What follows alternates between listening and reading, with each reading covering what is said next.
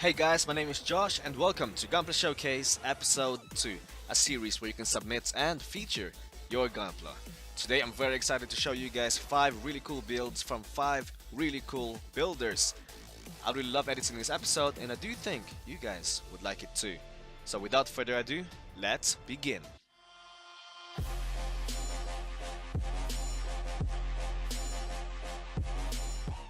Up first, we have Ryan's Baowu version RB.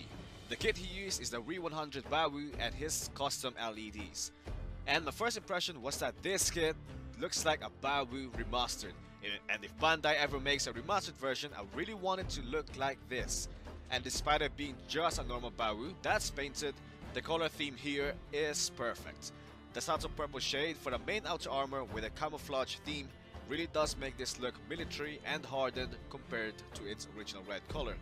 And for me, the original red color makes it look very gruntish, and so having it this new refreshing paint job to it makes it look like a customized suit just like many Jimmies out there. Ryan also included the mix of the shade for the purple, which is the Mr. Color GX 3 and 5. So if you guys are a fan of it, there you go. Also, I like the way that you painted the missiles, Ryan, and the coral tubes on the rifle and the arms, giving a very nice gold mechanical look. Nice touch adding the aluminium colors to the guns, making it look very heavy duty also. But the star of the show here are definitely the LEDs. Normally the LEDs, when they're involved, they can overpower the main suit's colors, but Ryan's choice of colors and the strength of the LEDs couldn't have been better. It brings it to life and makes it look like it's ready for action. Also, again, for the strength, it's not too much, it's not too little, and it has a very good balance. And also, to complement this design, the weapons on the shield are in metallic blue color, which goes really well with the blue LEDs. This piece is very clean and very well painted. Thank you, Ryan, for starting us off with a very strong start. And next, we have Matthew's Lunar Red Warrior. The kit he uses the MG Astray red frame with the infamous tactical arms. Needless to say, it has a very bold red look and Char would definitely approve. Speaking of red, Matthew's paint job is superb as the titanium finish on the red is painted evenly. Normally this kind of effect is achieved by different layers of paints, so seeing this finish is brilliant and really does show some artistry. The inner frame is not the only thing looking good with red, but the application of the tactical arms is also very well done. If you don't think getting sliced by a thick 40-meter sword is scary, then with red, maybe think again. The gold accents on the katanas and the tactical arms are very good touches, and I see you opted for a chrome finish for the katana, but semi-gloss for the tacticals. Looking at the outer armor, the shading is very nice, giving off a very battle warrior vibe. I'm making my own adjectives here. But the legs seem to lack that kind of shading, so personally adding that same shading on the legs and also for the inner red frame would look even better to balance out the weathering. But the eagle-eyed viewers would have noticed it's standing on a custom platform. And I have no idea what that is or what is it called, but it definitely looks cool. It features a black rock ground environment that has been sliced by the Gundam, and in this addition makes the Astray look even more powerful. The black, red, white combo is a very strong combination, and again, it does put the show to the Astray. Likewise, the Japanese writing on the ground, I have no idea what it says, but being sliced by the katana delivers the Astray's personality into this, and it does remind me of that very cool promotional video of the RG Astray. Awesome work, Matthew, and thank you for sharing us your work.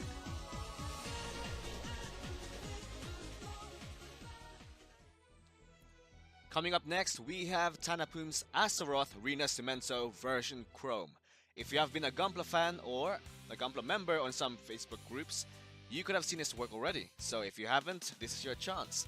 As with most people, we absolutely love the refreshing new chrome look of the Astaroth, mainly because the mobile suit is a close combat hardened fighter, so many would opt for a matte finish. I can sense that you definitely added your character in your work, which you executed perfectly. Colors are not too overwhelming, and keeping most of the original colors makes it very pleasing to the eyes and also makes it look easy to look at. The gunmetal inner frame and chrome outer frame gives a very good mechanical look, full mechanic look, and the darker blades helps break that one monotone chrome color which creates a balance between the parts. The blue finish also synchronizes very well with the chrome and perfect color choice, and again, keeping the original colors. He also included the paints that he used, so if you're interested, it's the all-clad chrome and electric blue. Unfortunately, there's no brand included, so a bit of research is needed. And very often, what happens with chrome kits is that the paint can look uneven if it's very rushed, and looks plasticky when it's again uneven, especially when they are pulling over the panel lines.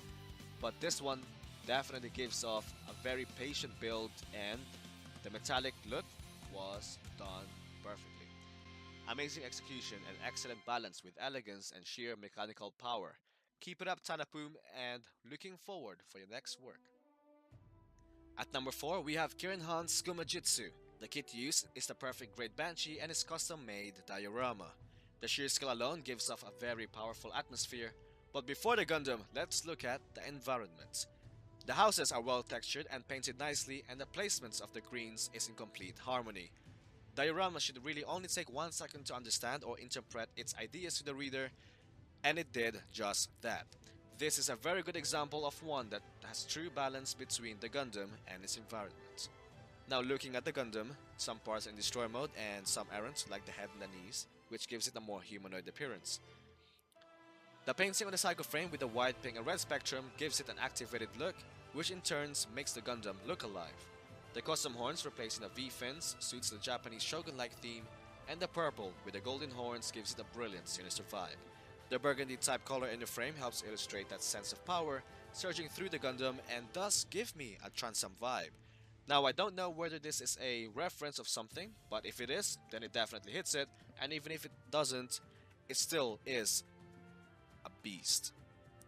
Personally, I would add some footsteps crater to embed the feet to help show the weight of the Gundam, and maybe some soil and kind of dust weathering to show the splashes on the footsteps.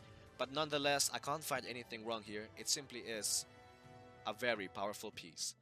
Likewise, for those who have noticed, yes, Kirin Han is last year's Australia's representative for the GBWC in Tokyo.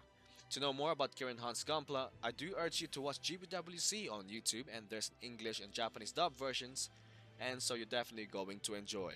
With that aside, this is a masterpiece that truly embodies the name perfect in perfect grade.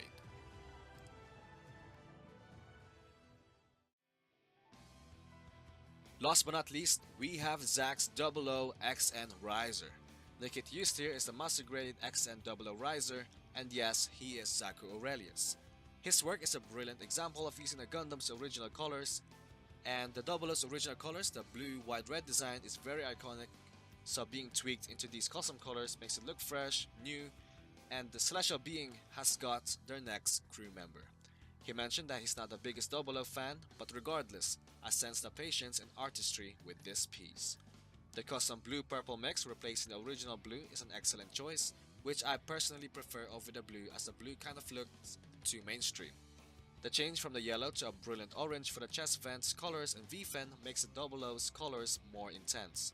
Likewise, the use of a warmer white, that kind of creamy white on the main outer armor, makes it easier for the eye, and I don't know why, but it looks more realistic this way.